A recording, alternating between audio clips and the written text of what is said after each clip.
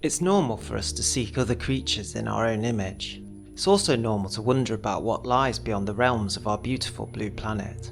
There are many stars in our universe, but they come in all shapes and sizes. Hi everyone, Vega here, and in today's video, the second part in our Solar Twins mini-series, we're going to continue our look into stars that in many ways could just be like our Sun. So, let's get to it. First of all, let's do a brief recap of part 1. In our first video we looked at many stars and ranked them by stellar class. G2 main sequence stars like our Sun and Alpha Centauri, Rigel and Taurus. We also ranked by metallicity, and again mysteriously, Ptolemy or Alpha Centauri b was the closest match. By temperature, mass and radius, stars like YBP 1194 and Zeta Reticuli 2 have almost the same footprint as our star. And also, we ranked them by the colour they shine, and the star of Nu 2 Lupi and the rather generically named HD 172051 are almost identical in colour to our Sun. In today's second part, we're going to look at some more factors as we see here: rotation, age and common origin, and also for pleasure purposes, which basically means stars that may not be top of our lists, but certainly deserve a mention in this series. When talking about the rotation of stars, our Sun rotates on its axis once in about every 27 days, or 1.997 kilometers per second.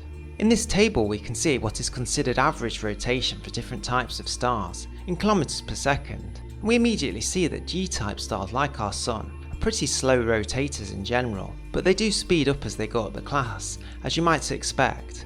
A G1 type star like for example Chalawan, also known as 47 Ursae Majoris, spins slightly faster than our Sun at 2.8 km a second and takes roughly 17 days to complete a rotation.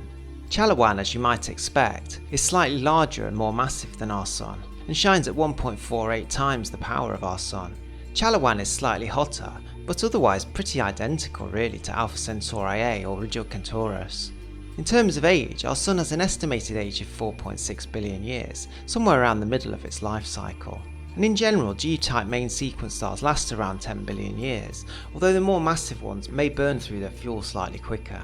66 G Centauri is a binary star system that's located in the northeastern part of the Centaurus constellation, at a distance of about 30.4 light years.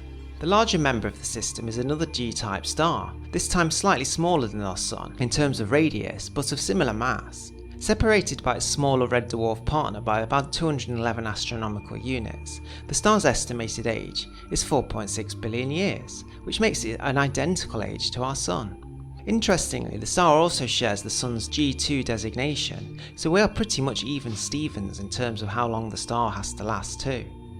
66G is believed to be orbited by a Neptune-like planet with a minimum mass 16 times that of the Earth, and the orbital period of the planet is 122.1 days, making it a very hot, ice giant-like world, something of which we do not have in our own solar system.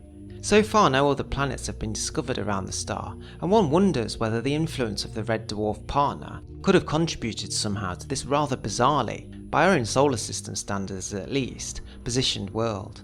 Another factor in determining a solar twin or analogue might be that we originated from the same place.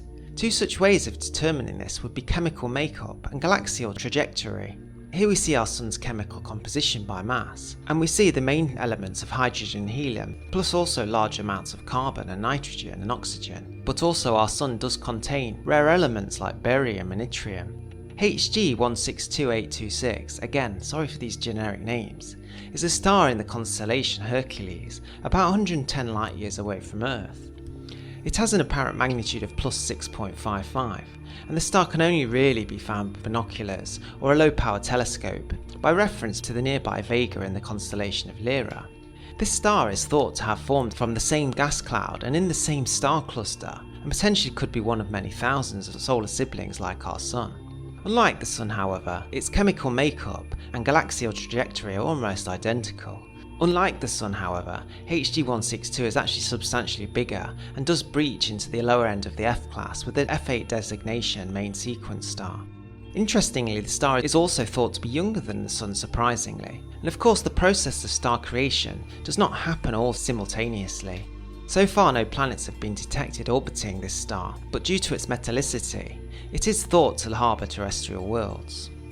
Now we've discussed many rigid factors, and it's time really to dream a little and take a look at some stars that may not be exact replicas of our Sun, but I think we can all agree are certainly similar enough to be included in this documentary series, and do seem to spark the interest of many of us. The star of 51 Pegasi, with the proper name of Helvetios, lies 50.6 light years from Earth in the constellation of Pegasus. It was the first main sequence star to found to have an exoplanet, designated 51 Pegasi b, and actually officially named as Dimidium, orbiting the star. The star's apparent magnitude is again a difficult to see plus 5.49, making it visible to the naked eye, but only under suitable viewing conditions.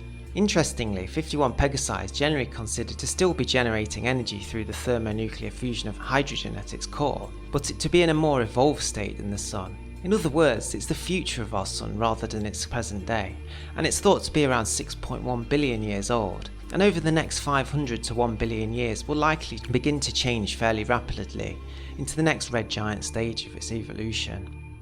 One wonders if there are any civilizations around 51 Pegasi, and whether indeed they are aware that the star is about to go through such a significant metamorphosis. The star itself actually carries a G2 subgiant designation, and as such is no longer considered fully on the main sequence.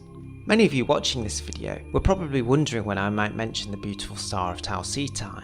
Well, the thing is, Tau Cetus isn't really top of any Sun-like lists, other than the fact that it's the nearest solitary G-type star to us. But yeah, to be fair, you were probably right to wonder why it's taken so long to mention it. I mean, it's the nearest solitary G-type star to us, and that in itself puts it in a class of its own. Perhaps you might say that Tau was the next member of our Sun's peer group, rather than the twin. A smaller but less powerful peer this time, but one with a wonderful planetary system all of its own, containing at least 2, possibly 3, and maybe even 4 Earth-like worlds within the habitable zone. Tau Cetus is 11.9 light years away and has a G8 designation, meaning it's marginally cooler and less massive than our Sun. The star itself can be seen with the naked eye, but at plus 3.5 apparent magnitudes, it is beginning to be quite difficult. The next nearest solitary G-class star after Tau Cetus is the star of Sigma Draconis, and it's now known as Alsace and lies some 18.7 light years from our system. For reference, in between us and Alsace are actually 60 red dwarf stars, which gives you some idea of how rare our solitary G-type stars really are. Forever in the shadow really of Tau Cetus, Alsace is actually very similar, and almost a twin of Tau Cetus itself. With a slightly lower luminosity and a greater distance though, Alsace at plus 5.83 apparent magnitudes is almost invisible to the naked eye from all but the most clear vantage points. So far no planets have been confirmed around Alsace, but analysis suggests that there may be a Uranus-mass planet on a 308-day orbit, which would put it on the outer edge of the star's habitable zone, and potentially any moon around such an ice giant could actually be extremely habitable. At around 3 billion years old, Sigma Draconis or Alsace is at an earlier point though of its evolution than our own system, and who knows, maybe the star of the Dragon constellation might just have its own dragons flying around a moon of such a world of its own. Sun-like stars can come in many combinations, from the spin of a G-dwarf, speeding up as we move through the designation, to the G1 star of Chalawan, rotating almost twice the Sun's speed. Other stars are almost exactly the same age as our Sun, and the star of 66G Centauri shares our beautiful star's age of 4.6 billion years. The F-type star of HG 162826 is thought to share a common origin with our star, while others in our local vicinity like Tau Cetus, 51 Pegasi and Alsace are not necessarily twins of our Sun, but certainly could be classed as peers.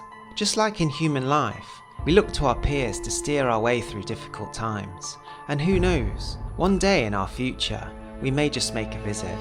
Thanks for watching and consider subscribing if you haven't already. If you'd like to support the channel further, you could consider joining the channel, which comes with some membership perks, or alternatively buy me coffee, and I'll link this in the description. Many thanks to those of you who have already done so, and if you have any other videos or subjects that you'd like to see brought to life, don't forget to let me know in the comments below, and it could be your idea next week showing up.